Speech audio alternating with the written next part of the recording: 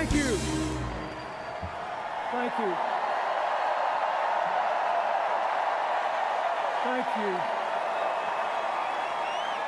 Bless you. Thank you. Thank you.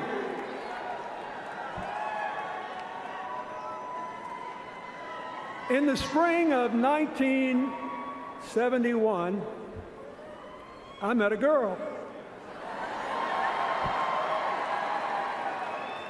The first time I saw her, we were, appropriately enough, in a class on political and civil rights. She had thick blonde hair, big glasses, wore no makeup. And she exuded this sense of strength and self-possession that I found magnetic. After the class, I followed her out, intending to introduce myself. I got close enough to touch her back, but I couldn't do it. Somehow I knew this would not be just another tap on the shoulder, that I might be starting something I couldn't stop. I saw her several more times in the next few days, but I still didn't speak to her. Then one night, I was in the law library talking to a classmate who wanted me to join the Yale Law Journal. He said it would guarantee me a job in a big firm or a clerkship with a federal judge.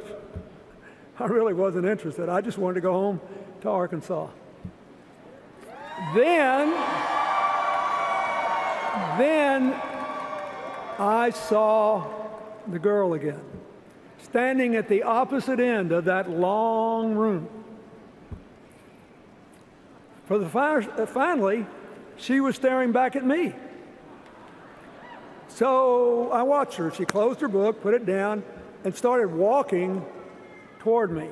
She walked the whole length of the library, came up to me and said, "Look, if you're going to keep staring at me," and now I'm staring back, "we at least ought to know each other's name. I'm Hillary Rodham. Who are you?"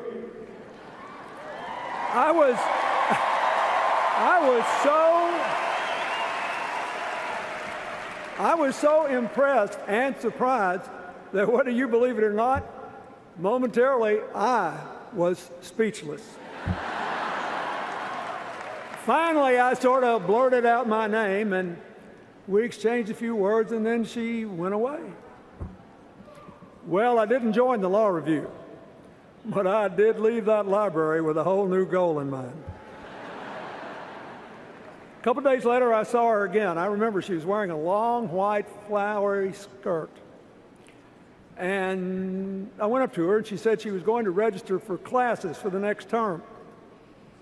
I said I'd go too. And we stood in line and talked. You had to do that to register back then. And I thought I was doing pretty well, till we got to the front of the line, and the registrar looked up and said, "Bill, what are you doing here? You registered this morning." I turned red, and she laughed, that big laugh of hers. And I thought, well, heck, since my cover's been blown, I just went ahead and asked her to take a walk down to the art museum. We've been walking and talking and laughing together ever since. And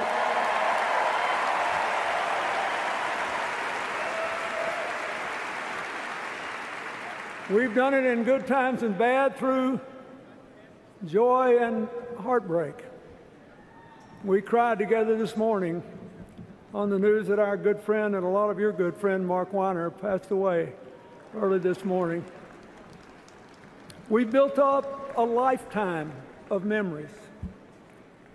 After the first month and that first walk, I actually drove her home to Park Ridge, Illinois, to meet her family and see the town where she grew up, a perfect example of post-World War II middle-class America. Street after street of nice houses, great schools, good parks, a big public swimming pool, and almost all white. I really liked her family. Her crusty conservative father, her rambunctious brothers, all extolling the virtues of rooting for the Bears and the Cubs. And for the people from Illinois here, they even told me what waiting for next year meant. Could be next year, guys. Now, her mother was different. She was more liberal than the boys. And she had a childhood that made mine look like a piece of cake. She was easy to underestimate with her soft manner, and she reminded me all over again of the truth of that old saying, you should never judge a book by its covers. Knowing her was one of the greatest gifts Hillary ever gave me.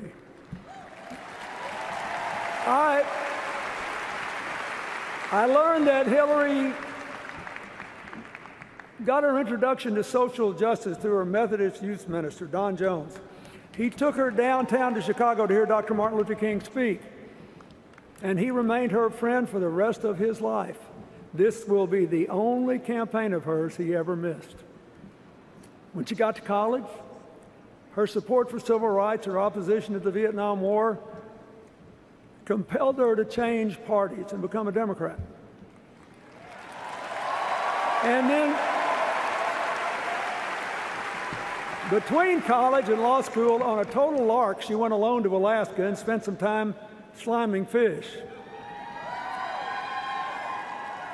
More to the point, by the time I met her, she had already been involved in the law school's legal services project, and she'd been influenced by Marian Wright Edelman. She took a summer internship interviewing workers in migrant camps for Senator Walter Mondale's subcommittee. She'd also begun working in the Yale New Haven Hospital to develop procedures to handle suspected child abuse cases. She got so involved in children's issues that she actually took an extra year in law school, working at the Child Study Center to learn what more could be done to improve the lives and the futures of poor children. So, she was already determined to figure out how to make things better. Hillary opened my eyes to a whole new world of public service by private citizens. In the summer of 1972, she went to Dothan, Alabama, to visit one of those segregated academies that then enrolled over 500,000 white kids in the South. The only way the economics worked is that they claimed federal tax exemptions to which they were not legally entitled. She got sent to prove they weren't. So she sauntered into one of these academies all by herself, pretending to be a housewife that had just moved to town and needed to find a school for her son. And they exchanged pleasantries, and finally she said, look, let's just get to the bottom line here. If I enroll my son in this school, will he be in a segregated school, yes or no? And the guy said, absolutely. She had him. I've seen it 1,000 times since. And she went back, and her encounter was part of a report that gave Marian Wright Edelman the ammunition she needed to keep working to force the Nixon administration to take those tax exemptions away and give our kids access to an equal education.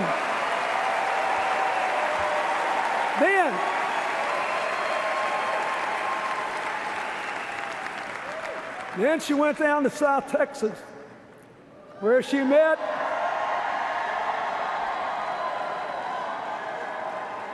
one of the nicest fellows I ever met, the wonderful union leader Franklin Garcia, and he helped her register Mexican-American voters. I think some of them are still around to vote for her in 2016. And then, in our last year in law school, Hillary kept up this work. She went to South Carolina to see why so many young African-American boys, I mean young teenagers, were being jailed for years with adults in men's prisons. And she filed a report on that, which led to some changes too. Always making things better. Now, meanwhile, let's get back to business. I was trying to convince her to marry me. I first proposed to her on a trip to Great Britain, the first time she'd ever been overseas, and we were on the shoreline of this wonderful little lake, Lake Innerdale. I asked her to marry me, and she said, I can't do it. So in 1974, I went home to teach in the law school, and Hillary moved to Massachusetts to keep working on children's issues. This time, trying to figure out why so many kids counted in the census weren't enrolled in school. She found one of them sitting alone on her porch in a wheelchair. Once more, she filed a report about these kids, and that helped influence ultimately the Congress to adopt the proposition that children with disabilities, physical or otherwise, should have equal access to public education.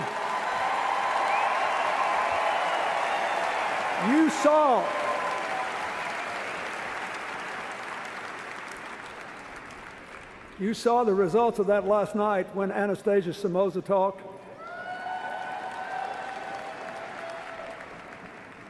She never made fun of people with disabilities. She tried to empower them based on their abilities.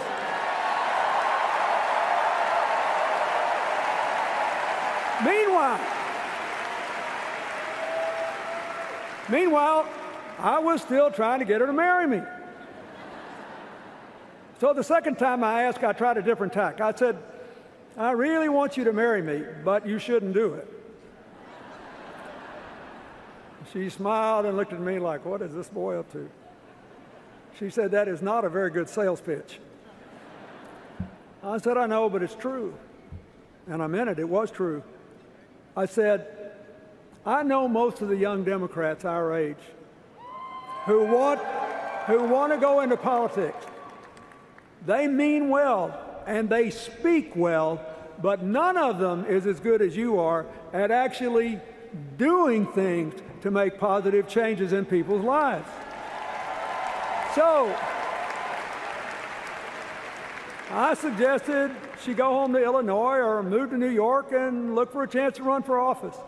She just laughed and said, are you out of your mind? Nobody would ever vote for me. So I finally got her to come visit me in Arkansas. And when she did, the people at the law school were so impressed, they offered her a teaching position. And she decided to take a huge chance. She moved to a strange place, more rural, more culturally conservative than any place she'd ever been, where she knew good and well people would wonder what in the world she was like and whether they could or should accept her. Didn't take them long to find out what she was like. She loved her teaching, and she got frustrated when one of her students said, well, what do you expect? I'm just from Arkansas. She said, don't tell me that. You're as smart as anybody. You just got to believe in yourself and work for it and set high goals. She believed that anybody could make it. She also started the first legal aid clinic in Northwest Arkansas, providing legal aid services to poor people who couldn't pay for them.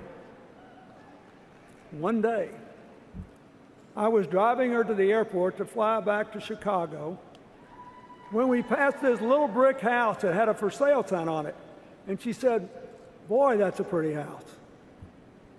It had 1,100 square feet, an attic fan and no air conditioner in hot Arkansas, and a screened-in porch.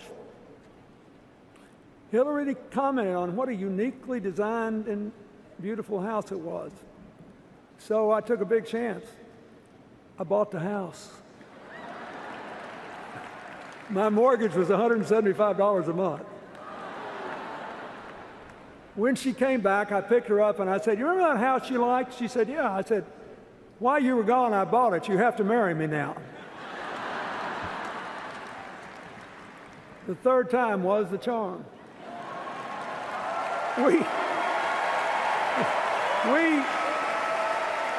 we were married. We were married in that little house on October the 11th, 1975. I married my best friend. I was still in awe after more than 4 years of being around her at how smart and strong and loving and caring she was. And I really hoped that her choosing me and rejecting my advice to pursue her own career was a decision she would never regret.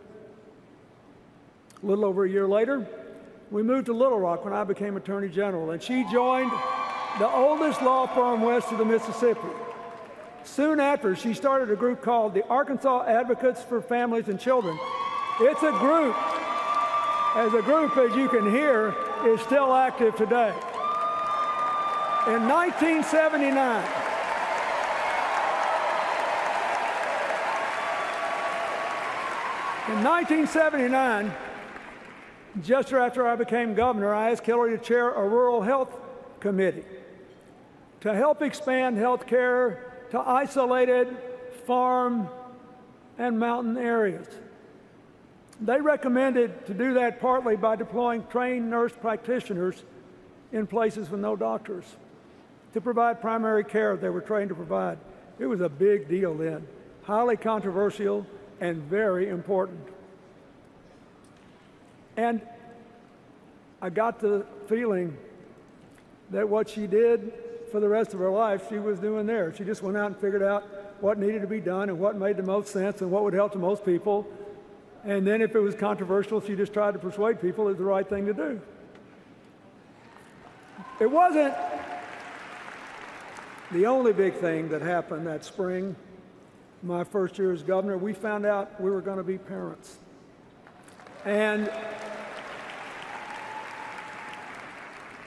time passed. On February 27th, 1980, 15 minutes after I got home from the National Governors Conference in Washington, Hillary's water broke, and off we went to the hospital. Chelsea was born just before midnight. And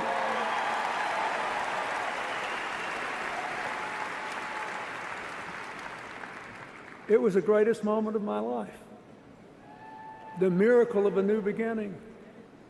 The hope filled for me because my own father died before I was born. And the absolute conviction that my daughter had the best mother in the whole world. For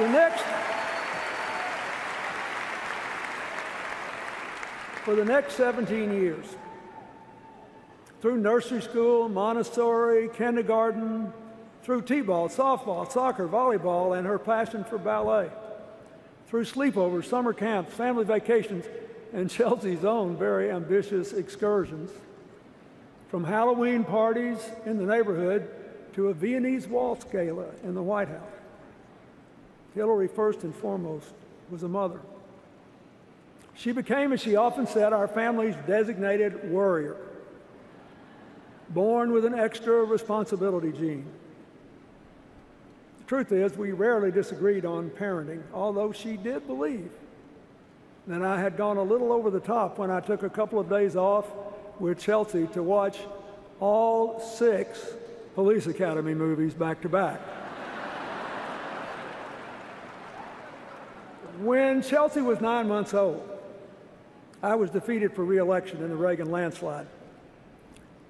And I became overnight, I think, the youngest former governor in the history of the country. We only had 2-year terms back then. Hillary was great. Immediately she said, okay, what are we going to do? Here's what we're going to do. We're going to get a house, you're going to get a job, we're going to enjoy being Chelsea's parents. And if you really want to run again, you got to go out and talk to people, figure out why you lost, tell people you got the message, and show them you still got good ideas. I followed her advice. Within 2 days, we had a house. I soon had a job. We had 2 fabulous years with Chelsea, and in 1982, I became the first governor in the history of our state to be elected, defeated, and elected again. I think my experience is it's a pretty good thing to follow her advice. The rest of the decade sort of flew by as our lives settled into a rhythm of family and work and friends. In 1983, Hillary chaired a committee to recommend new education standards for us as a part of, or in the response to a court order to equalize school funding, and a report by a national expert that said our woefully underfunded schools were the worst in America. Typical Hillary, she held listening tours in all 75 counties with our committee. She came up with really ambitious recommendations. For example, that we be the first school in America, first state in America to require elementary counselors in every school because so many kids were having trouble at home and they needed it. So I called the legislature into session hoping to pass the standards, pass the pay raise for teachers, and raise the sales tax to pay for it all. I knew it would be hard to pass, but it got easier after Hillary testified before the Education Committee, and the chairman, a plain-spoken farmer, said, "Looks to me like we elected the wrong Clinton." Well, by the time I ran for president 9 years later, the same expert who said that we had the worst schools in America said that our state was one of the 2 most improved states in America. And that's because of those standards that Hillary developed. Now, 2 years later, Hillary told me about a preschool program developed in Israel called HIPPY, Home Instruction Program for Preschool Youngsters. The idea was to teach low-income parents, even those that couldn't read, to be their children's first teachers. She said she thought it would work in Arkansas. I said, "That's great. What are we going to do about it?" She said, "Oh, I already did. I called the woman who started the program in Israel. She'll be here in about 10 days and help us get started." Next thing you know, I'm being dragged around to all these little preschool graduations. But keep in mind, this was before any state even had universal kindergarten. And I'm being dragged to preschool graduations, watching these poor parents with tears in their eyes because they never thought they'd be able to help their kids learn. Now, 20 years of research has shown how well this program works to improve readiness for school and academic achievement. There are a lot of young adults in America who have no idea Hillary had anything to do with it, who are enjoying better lives because they were in that program. She did all this while being a full-time worker, a mother, and enjoying our life. Why? Well, she's insatiably curious, she's a natural leader, she's a good organizer, and she's the best darn change maker I ever met in my entire life. So, look, this is a really important point. This is a really important point for you to take out of this convention. If you believe in making change from the bottom up, if you believe the measure of change is how many people's lives are better, you know it's hard and some people think it's boring. Speeches like this are fun. Actually doing the work is hard. So people say, well, we need to change. She's been around a long time. She sure has. And she's sure been worth every single year she's put into making people's lives better. I can tell you this.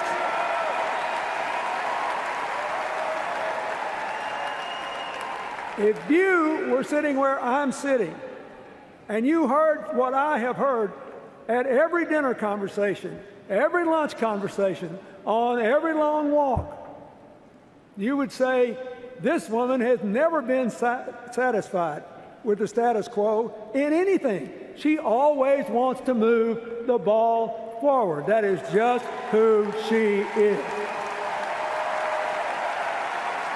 When I became president, with a commitment to reform health care, Hillary was a natural to head the health care task force. You all know we failed because we couldn't break a Senate filibuster. Hillary immediately went to work on solving the problems the bill sought to address one by one. The most important goal was to get more children with health insurance. In 1997, Congress passed the Children's Health Insurance Program, still an important part of President Obama's Affordable Care Act. It insures more than 8 million kids. There are a lot of other things in that bill that she got done, piece by piece, pushing that rock up the hill. In 1997, she also teamed with the House Minority Leader, Tom DeLay, who maybe disliked me more than any of Newt Gingrich's crowd. They worked on a bill together to increase adoptions of children out of foster care. She wanted to do it because she knew that Tom DeLay, for all of our differences, was an adopted parent, and she honored him for doing that. Now, the bill they worked on, which passed with an overwhelming bipartisan majority, led to a big increase in the adoption of children out of foster care, including non-infant kids and special needs kids. It made life better because she's a change maker. That's what she does. Now, when you're doing all this, real life doesn't stop. 1997 was the year Chelsea finished high school and went to college. We were happy for her, but sad for us to see her go. I'll never forget moving her into her dorm room at Stanford. It would have been a great little reality flick. There I was in a trance, just staring out the window, trying not to cry. And there was Hillary on her hands and knees, desperately looking for one more drawer to put that liner paper in. Finally, Chelsea took charge and told us ever so gently that it was time for us to go. So we closed a big chapter in the most important work of our lives. As you'll see Thursday night when Chelsea speaks, Hillary's done a pretty fine job of being a mother. And as you saw last night, beyond a shadow of a doubt, so has Michelle Obama. Now, fast forward. In 1999, Congressman Charlie Rangel and other New York Democrats urged Hillary to run for the seat of retiring Senator Pat Moynihan. We'd always intended to go to New York after I left office and commute to Arkansas, but this had never occurred to either one of us. Hillary had never run for office before, but she decided to give it a try. She began her campaign the way she always does new things, by listening and learning. And after a tough battle, New York elected her to the seat once held by another outsider, Robert Kennedy. And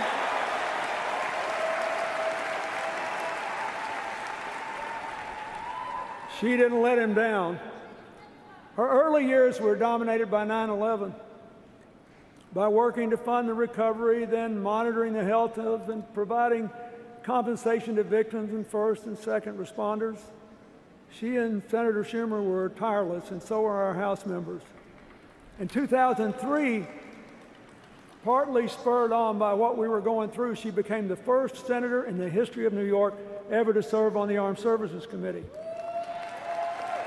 So she tried to make sure people on the battlefield had proper equipment. She tried to expand, and did expand, health care coverage to reservists and members of the National Guard. She got longer family leave working with Senator Dodd for people caring for wounded service members. And she worked for more extensive care for people with traumatic brain injury.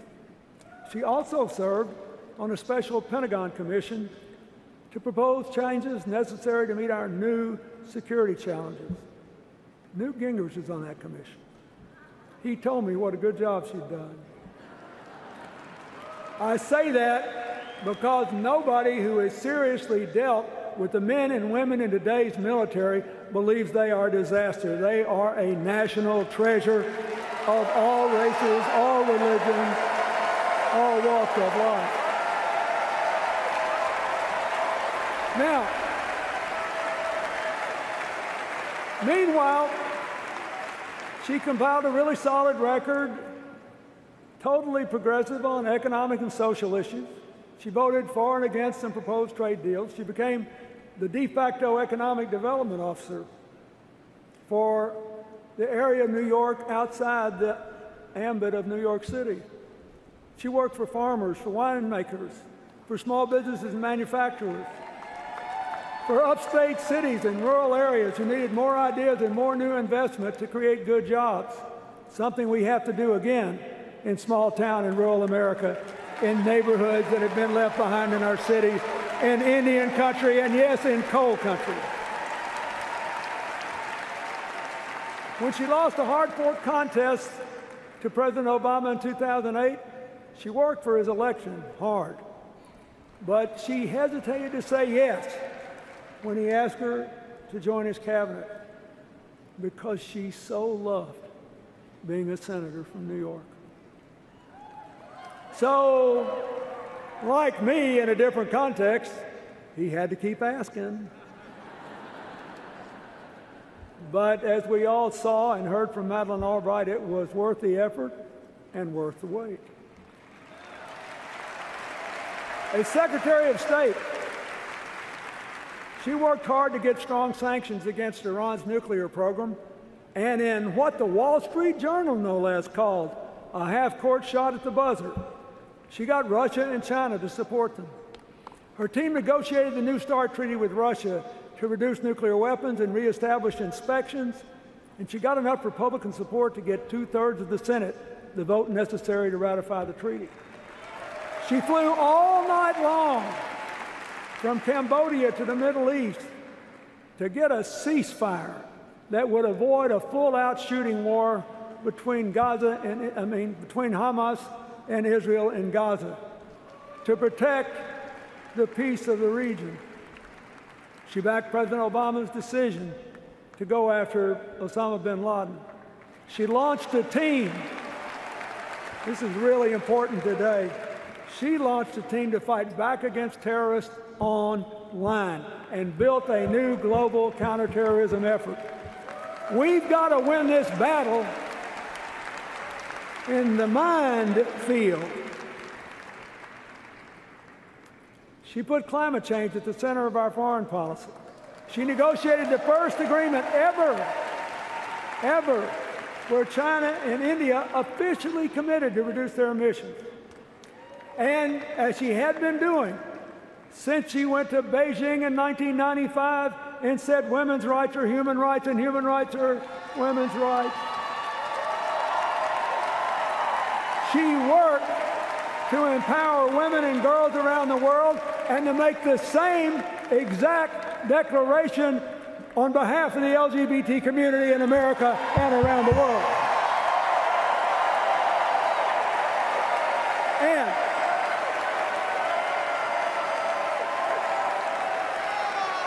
nobody ever talks about this much. Nobody ever talks about this much, but it's important to me. She tripled the number of people with AIDS in poor countries whose lives are being saved with your tax dollars, most of them in Africa, going from 1.7 million lives to 5.1 million lives, and it didn't cost you any more money.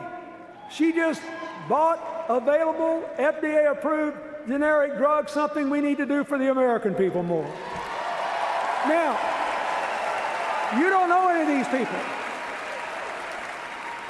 You don't know any of those 3.4 million people, but I'll guarantee you they know you.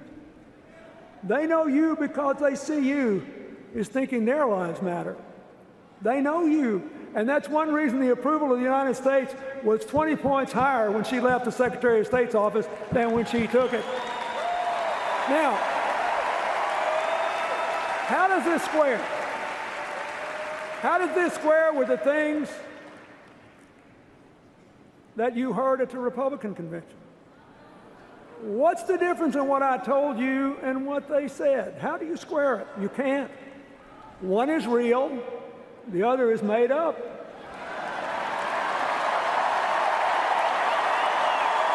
And you just have to decide.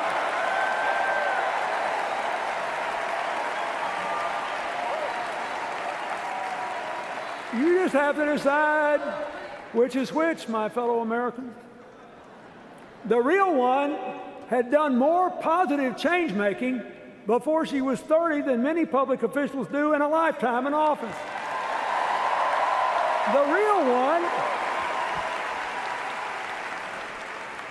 real one, if you saw her friend Betsy Eveling vote for Illinois today, has friends from childhood through Arkansas, where she has not lived in more than 20 years, who have gone all across America at their own expense to fight for the person they know.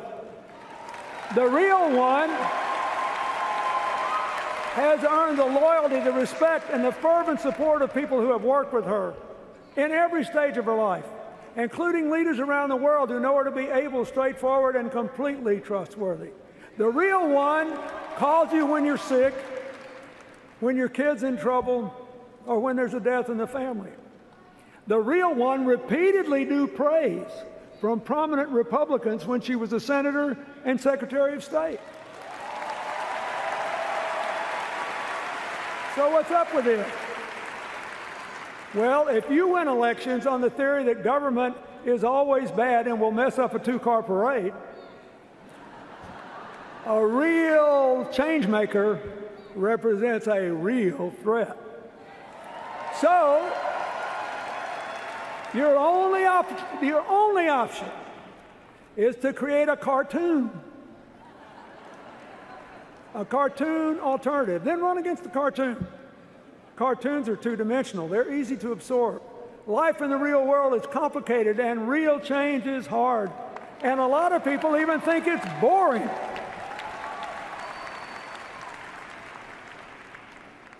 Good for you, because earlier today, you nominated the real one.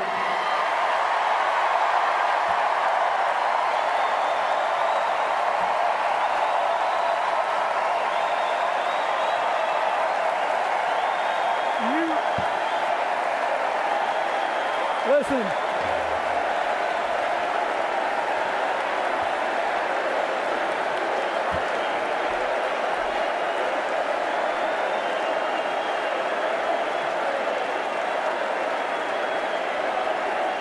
We got to get back on schedule. You guys calm down.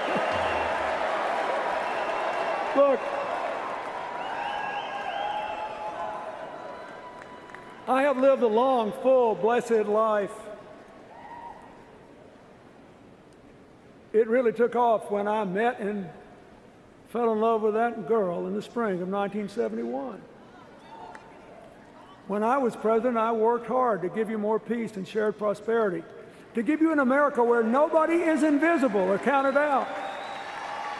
But for this time, Hillary is uniquely qualified to seize the opportunities and reduce the risk we face.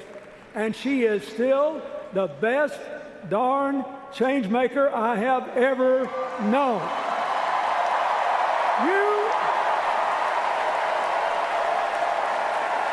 You could drop her. You could drop her into any trouble spot. Pick one.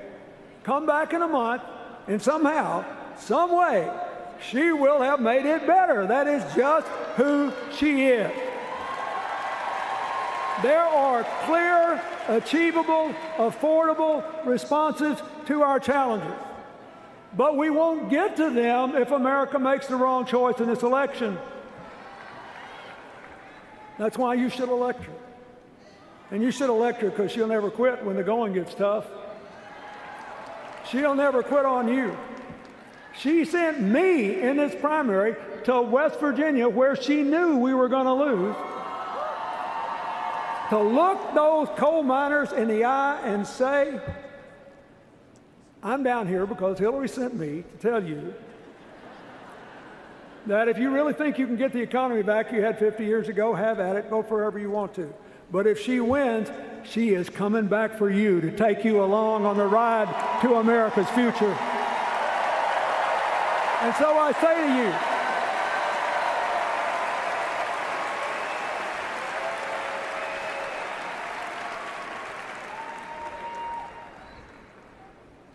if you love this country, you're working hard, you're paying taxes, and you're obeying the law, and you'd like to become a citizen, you should choose immigration reform over somebody that wants to send you back. If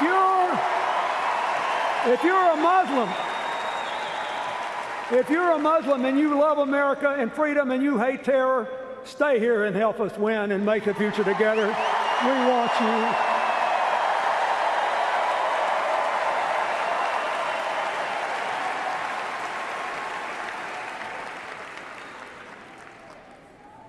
If you're a young African American disillusioned and afraid, we saw in Dallas how great our police officers can be. Help us build a future where nobody's afraid to walk outside, including the people that wear blue, to protect our future.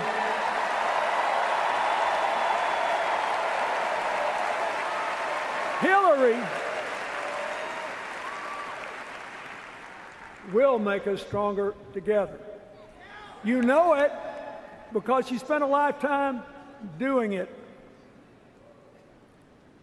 I hope you'll do it. I hope you'll elect her. Those of us who have more yesterdays than tomorrows tend to care more about our children and grandchildren.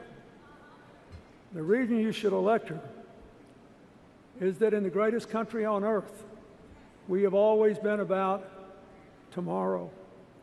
Your children and grandchildren will bless you forever if you do. God bless you. Thank you.